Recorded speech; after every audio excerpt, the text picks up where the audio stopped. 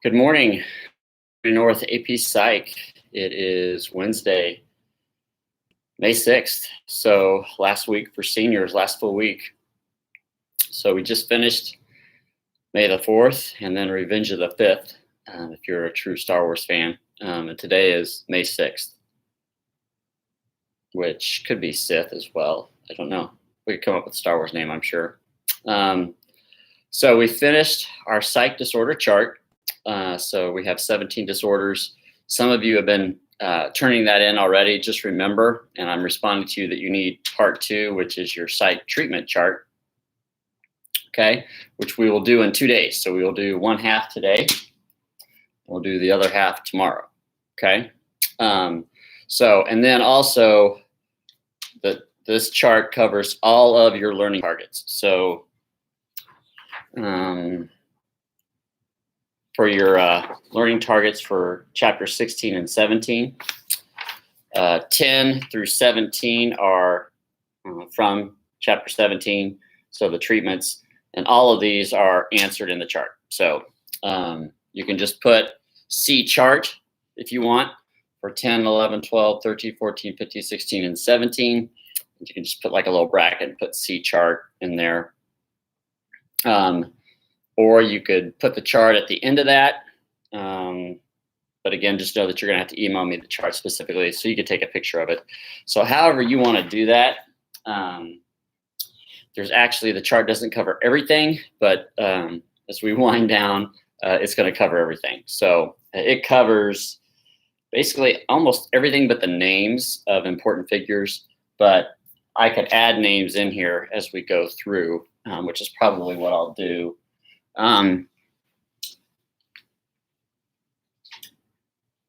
So it's pretty comprehensive, and we'll kind of go from there. Okay. All right. So today we're going to start. So there's basically 2 categories of treatment in psychology. There's psychotherapy, and then there's biomedical. Okay. So we're going to start on the psychotherapy side. Okay. So we're going to go over that today. So basically, you have therapy, and then you have medical, biomedical, biological medical treatments. Okay. In psychology, we always want to start here with the psychotherapy side if we can, and try to deal with issues, mental illness, problems, psych disorders here. And some of the disorders in your chart can be perfectly cured by therapy. If that doesn't work, then obviously we're going to move over here to bring relief and healing and start with medication. And then we have 2 other types of biomedical treatments that we can do, but those are kind of last resort treatments because they deal with either stimulating the brain or damaging the brain, which we never obviously want to get to until it's absolutely necessary. And we've talked about some of those surgeries, split brain surgery in chapter 2, also hemispherectomy. So the little girl who had to have because of Rasmussen syndrome, had to have a whole hemisphere of her brain removed. I think it was her right hemisphere removed. So, we don't, now those are extreme medical cases and very rare. Rasmussen syndrome is very, very rare.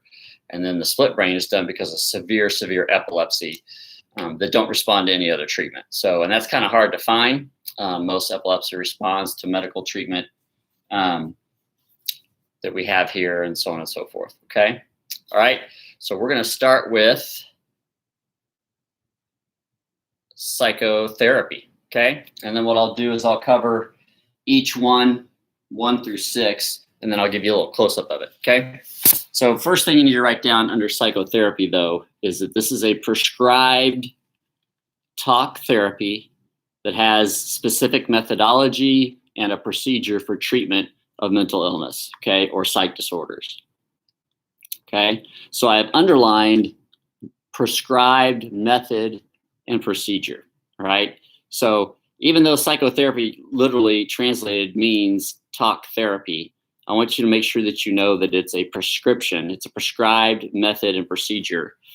All right. And it's based on the disorder itself. So even though it is talk therapy, you have a specific procedure, you have a method that you are going through, and you have a process that you're going through with the patient. which contains many steps. It's kind of like an equation. So you're not just randomly talking about, stuff and life, and that can be there at the beginning to open it up. But then you're really working at a process and a solution that requires a certain equation. So it is a method, it is a procedure, and psychotherapy can be prescribed. So it's like, if I have a certain psych disorder, we know that this type of therapy is what's going to help. So you're prescribed that therapy. Okay, so you seek a therapist that specializes in that or in those disorders or so on and so forth. Okay, so even though it is a talk therapy, it is very specific, and the therapist is trained in all the different methodologies of all the different types of therapy. It's something that you have to practice, you have to learn, because you have to follow the steps. If you follow the steps, it's kind of like an algorithm, if you remember that. Okay, each one of these is its own algorithm to treating a disorder. Okay, there are no heuristics, no shortcuts in psychotherapy. You follow the algorithm. Okay, you follow the step-by-step process, the method, the procedure, and then that helps the patient lead and deals with their specific issue and helps them lead to healing. Okay, all right. So first stereotype that I wanted to remove. Okay, all right. So basically, there are many different types of psychotherapies that you have to learn. We're going to cover kind of some of the big six. And if you notice that they are basically your perspectives. So the first type of therapy is psychoanalysis, right? Okay. Now, psychoanalysis, again, was basically founded and made famous by Freud. Okay. And basically what it is we believe, again, as we have done in many activities in the class, there are certain ways in which you have to get to the unconscious mind. You have to access the unconscious. And that's what you're trying to do here. The illness, the reason for it, the cause of it is rooted in the unconscious mind, okay? Mainly probably also from childhood trauma, all right, which was big in Freud, okay? So basically the method, the algorithm is going to be used to help you gain an unconscious mind and find out what's in there that's creating the dysfunction or the illness, okay? All right? So, and hopefully these will just kind of be review as we go down, and which is why we're going to do so many and kind of knock it out. Because again, if you just go back and look at your perspectives, and if you know the perspectives well, then you're going to know basically what is the focus, the foundation of their individual therapy, okay? So psychoanalysis, basically we're going to look at the unconscious mind, access it, and pull out the motives, the reasons for the illness, okay? Which often in psychoanalysis is rooted in childhood trauma, okay? And basically we just need to access those memories and then bring healing, okay? And that's Sigmund Freud, okay? All right, number 2 is behavioral therapy, all right? And that basically means that we're going to treat, we're going to look at the environment. We're going to look at environmental causes for the disorder, for the illness, okay? Which basically is going to mean, if you remember chapter 8, it's going to basically mean we're going to use conditioning, operant and classical, to use on the patient to bring healing, okay? So we're going to treat their environment. The environment is the cause. And most of the time we believe they have been conditioned to towards the illness, and we're going to uncondition them. So if you remember Watson and little Albert, okay?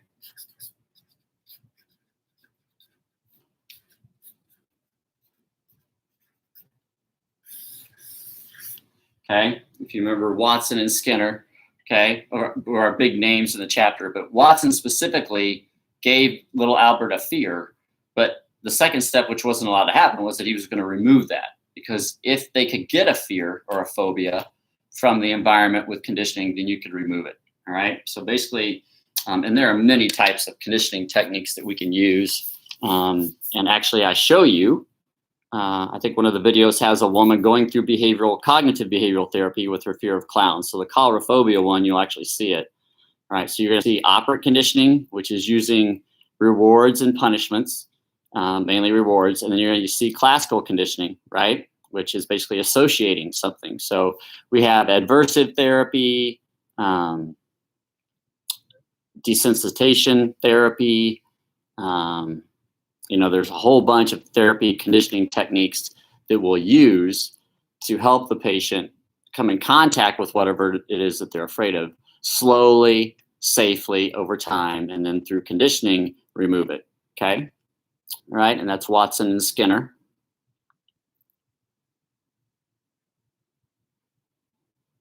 Okay. All right. Then number 3, we have cognitive therapy. And I've got that starred because it's pretty much the number 1 or most used therapy technique today, because it is fast, it's quicker. And also we just seem to be in an age of just unhealthy thinking. So a lot of our problems, even though they could have other causes, are sometimes rooted in unhealthy thoughts. Okay. So cognitive therapy, again, is going to be thought processes. All right. So cognitive is thinking. So basically we're going to treat thinking that is unhealthy.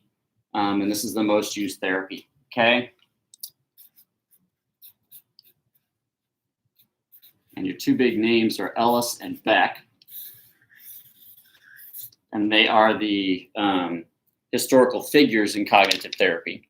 So rational emotive therapy here. And then Beck, again, probably has the Beck inventory for depression. Most of your journal critiques, and your research journals, if they needed to test any aspect of mental illness, anxiety, depression, used Beck's scale.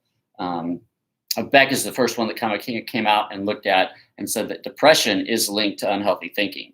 And these 2 together came up and kind of created our 9, I think there are 9 unhealthy processes, unhealthy thinking that can lead to anxiety or depression. So very iconic. But there, again, cognitive therapy was pretty new. So it's not going to have a lot of the historically important names. Piaget would be the big name, was a cognitive psychologist. But again, he was studying cognitive development.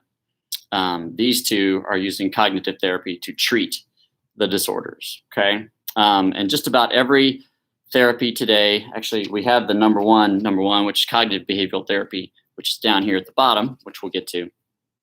But again, most illnesses or psych disorders have some type of unhealthy thinking. Okay. Now, again, if you're psychotic, you're delusional, obviously cognitive therapy is not going to work because they're not based in reality. But if you are, and you have neurotic thinking, depressive thinking, they're going to be able to find it out, discover it, and then change it. Okay. So the idea there is to get at those thought processes that are creating illness, remove them and treat them to where you have healthier thoughts. And this actually is this is one of the perspectives. Humanistic is another one, where people say, everybody could go to therapy. Everybody needs therapy. Because everybody has unhealthy thought processes. Some of those thoughts impact people more than others, but we all have them, and we all could use just kind of like a tune-up there, and really identifying. And most of us know those thoughts are not good for us, and they don't create anything good. Sometimes and we know that maybe they even create illness, but we just don't battle them, which is kind of what you need to do. Okay. All right. Number 4 is humanistic. Okay. So humanistic therapy, which basically the whole goal of that, again, if you go back to Maslow, right? Rogers.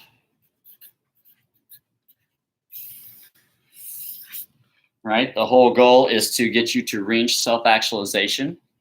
So humanistic therapy, which actually is kind of a part of every therapy model that you use, because it focuses on the relationship between the therapist and the patient. There has to be that bond there, that therapeutic bond. If that doesn't happen, then it doesn't matter how good the therapist is.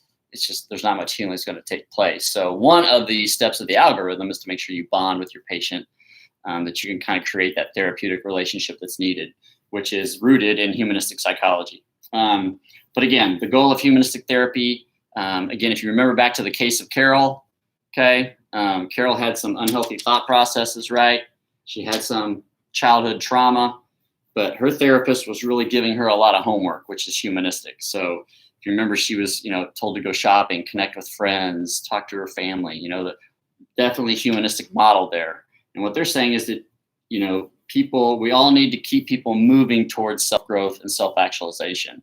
And it's a journey. And at times we can be derailed off that journey. We can fall all the way down.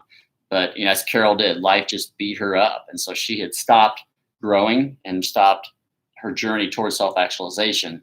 And it came crashing down. And the idea is to build her up and get her moving towards that self-actualizing tendency again. And how do you do that? Well, you get her, you do the stuff that they were giving her to do.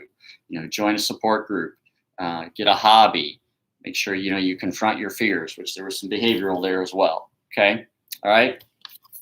So here is humanistic, number 4. Okay. So we want to get people growing, fulfilling their potential, moving forward. And there are many things in life that can derail that journey, can pause it, can stop it, can hurt or hinder it. And then Rogers is kind of really the main humanist here with therapy. But, Maslow's in there as well. So, okay. All right. Then number 5, go ahead and just show you. Okay. Is CBT, which is cognitive behavioral therapy. All right.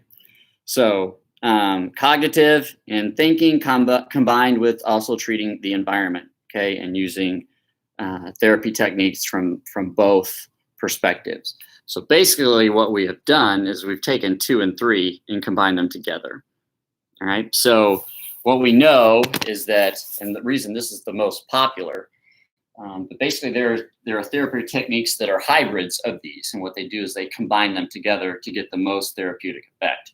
And the most number 1 prescribed and used therapy today with any disorder, model, or disease is cognitive behavioral therapy. So the combination of cognitive and behavioral, okay? The idea there is that there was healthy thought processes, but then there was also environmental influences as well into my thinking. And then I need to treat thought processes and the environmental influences at the same time, okay? And I can use conditioning, operant, classical, okay, but I'm gonna do both, all right? So it's not good enough just to treat, to stop the environmental influences and treat those. And it's not good just to treat the thoughts, but here are the ideas that we need to treat them all, okay? There also is psychodynamic. Psychodynamic is a therapy technique that we didn't talk about, but it's kind of a shorter version of psychoanalysis that Freud created. So there are several kind of hybrid in here. Humanistic is kind of a part of just about every model because again, if I'm dysfunctional, if I'm deviating from the social norm, I'm obviously not growing. So that's part of it, of every therapy technique. But we have several, but I just included this one here because it's the most prescribed. Most likely, if any of you are in therapy or if you're going to a therapist, you're going to have cognitive behavioral therapy in there. I know a lot of your journals specifically mention cognitive behavioral therapy. I think several of them you looked at the efficiency of CBT versus other models of therapy. Very good journal. So we know that this one right now is pretty culturally prominent. I think there are some cultural influences that make it prominent and actually make this the least used. And that is that we are a quick fix society. We want health immediately. If we could take a pill to help us feel better, we're going to do that. And so we want the same thing in therapy. We don't want psychoanalysis is very, very long. It's very tedious because we don't give up childhood trauma and repressed memories easily. We hold on to that stuff. So it's hard to get in there and find it, get it out, and have them deal with it. Now, this is the therapy cure for dissociative disorders, okay? As we talked about those 7 years of therapy, 5 years, 12 years of therapy, it is very tedious. It's very messy work. It's very draining, as all of these are, because you have to work. It's like mental gymnastics when you go to therapy, which is why also some patients report that once they leave therapy, they generally feel worse. And that's because they've emotionally drained themselves, which then hikes up any type of mental illness or psych symptoms that you have. So a lot of people will stop the therapy because it makes them feel bad. But in the end, it's healing them. It's healing their mind. And we can see scans of that actually happening. So we know that this heals and restores the brain. Okay. But this one is very fast. It's very to the point. Anything with cognitive in it is going to be relatively quick. Now, that doesn't mean I'm not saying that you're going to be cured in one session or whatever. But it's definitely faster than years of therapy with psychoanalysis. So you kind of see, this also came to pass because of cultural influence, that we want quick healing. Okay. And then the last one, number 6, down here is group therapy. Okay. So you actually, when you're trained as a therapist, you are trained in group model therapy, which is different. It's a whole different dynamic because you're not doing individual counseling or therapy. You're doing it with several different people. So, you have to manage a group. You have to be able to therapeutically guide them, all of them, through healing and through the procedure, the algorithm. All right. So therapy with others. Okay. People who have experienced mental illness. All right. It's always good when we find people that have the same issues. So, there is healing in talking with other people who have had the issues, the illness, or the disorder that I have, especially in psychology. Group therapy is very important and has a very special segment, an important segment, because a lot of times, I can't relate. That's the big thing. People who have depression, anxiety, or these disorders, those of us who have never experienced that cannot relate to it. We can't understand it. And so there is great healing in talking and meeting with people that have experienced what you have experienced, and to compare symptoms and to heal together and take the journey together. Okay. So now I will tell you, though, group therapy is often a supplement to individual therapy.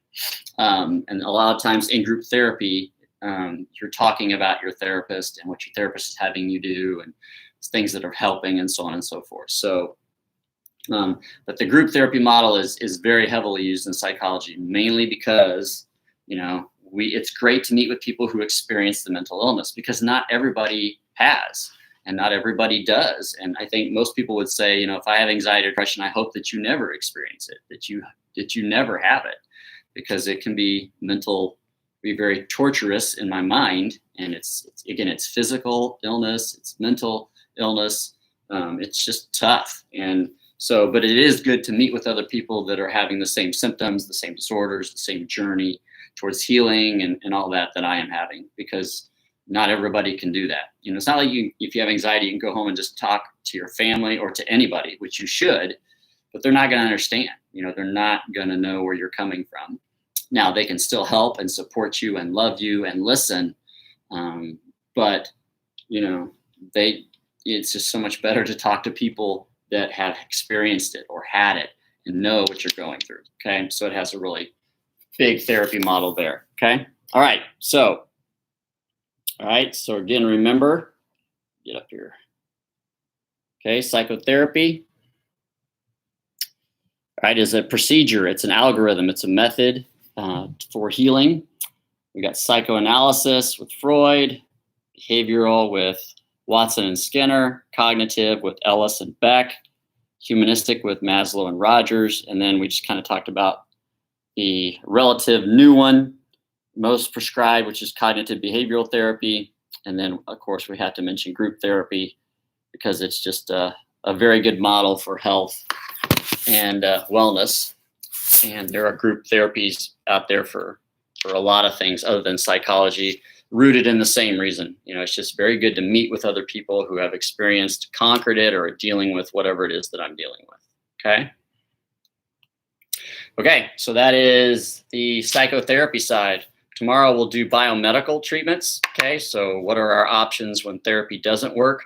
But again, we like to cure things and treat things with therapy first. And we know through plenty of research that's been replicated that you can actually, if you do brain scans before and then during and after therapy, we can see the brain healing. Okay. And we can see that healing process in the brain and different structures and how the brain is active and utilizing itself. Or if it's not giving us the effects that we need, then we'll move over to the medical side.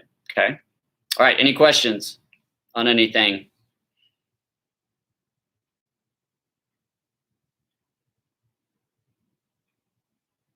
We're good. Seniors, again, it's hump day. Enjoy your last full week of K through 12 education. It's crazy that it's over, just about over.